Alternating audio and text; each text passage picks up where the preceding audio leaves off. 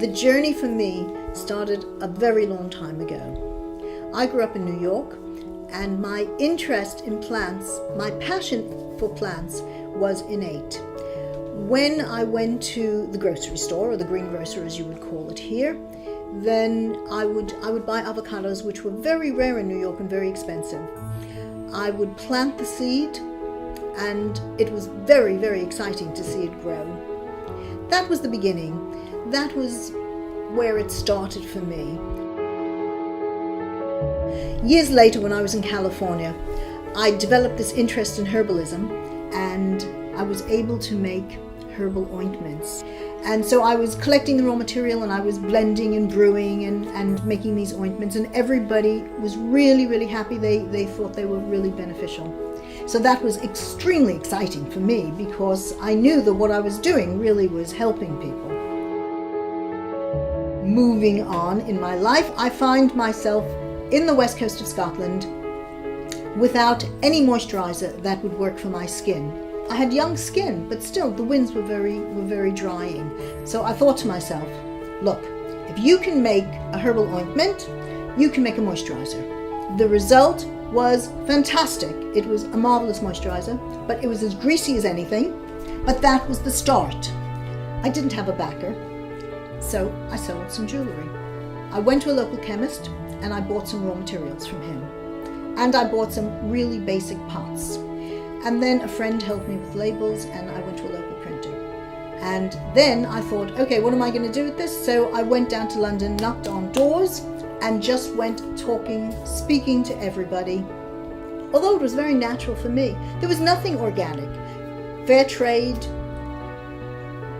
green, didn't exist. Nobody knew. So I, a kid from New York, just had to, when I went around talking to everybody, I was telling them what should be and how the market should be. Again, when I think about that, I think what guts I had. I don't know how I did it, but I had this vision and I had these ideas of how it should be and the standard it should be, and it was groundbreaking, really. And people were listening; their ears were open. They wanted to hear this. In the 80s, my husband Aaron joined me, and that was really good. I don't know if he knew what he was getting himself into. I couldn't be prouder today. Here we are 40 years later with a 40-year heritage, the most mentioned brand in the health food trade. We have nearly 50 staff, over 100 products, export to over 25 countries. The values that the company was based on are still as important today. Ethics, quality, high standards, value for money. All part of who we are. All the products were always cruelty-free from the very, very beginning. This was absolutely essential to me, and I'm very proud to say that we are still a cruelty-free range.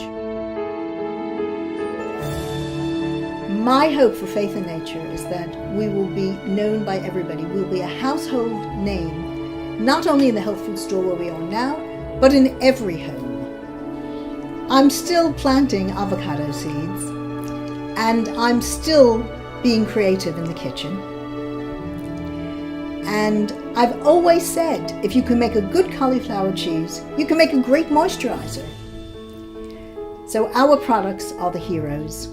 And to come from the kitchen sink to a global brand is breathtaking.